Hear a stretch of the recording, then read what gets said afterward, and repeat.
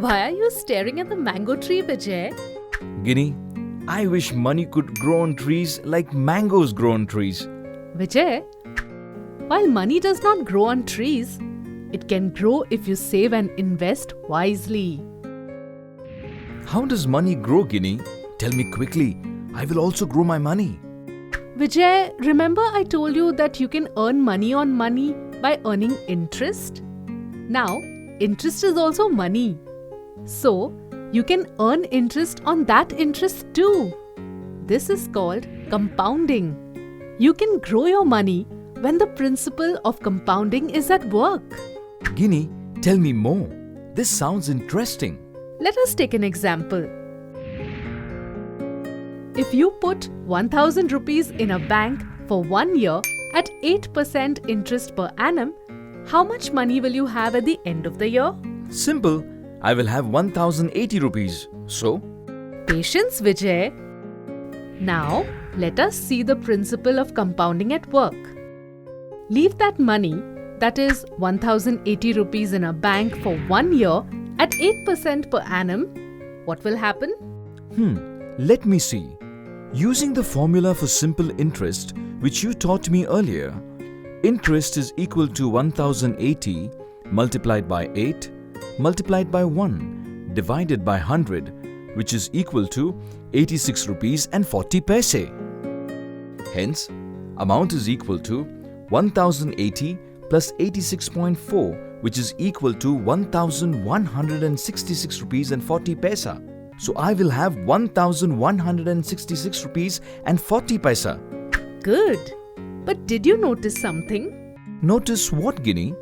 In the second year, you earned 6 rupees and 40 paise more than year 1 because you also got interest on interest.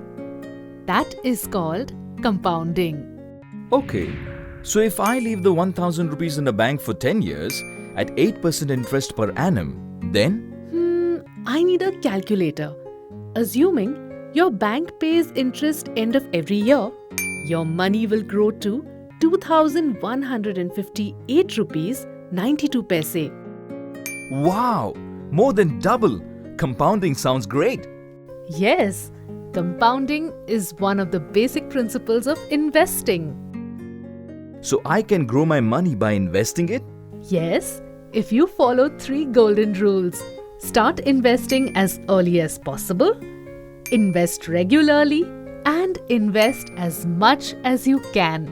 Okay, I will start investing now. Yes, Vijay, but I'm not done yet. Okay, please go on. Vijay, there are many ways of investing. You can invest in bank deposits, national savings certificates, public provident fund, mutual funds, stock market, outside of investing in a house or in gold. Even education is a form of investment. Oh, there are so many options. Yes, investing implies that you are putting money into something, hoping you will earn returns from the money. Yes, returns. But returns can sometimes be negative. Negative? Yes, like last year I bought gold at 32,000 rupees for 10 grams. But now it is only 30,000 rupees for 10 grams. So, investments come with risks. And we should understand them before investing.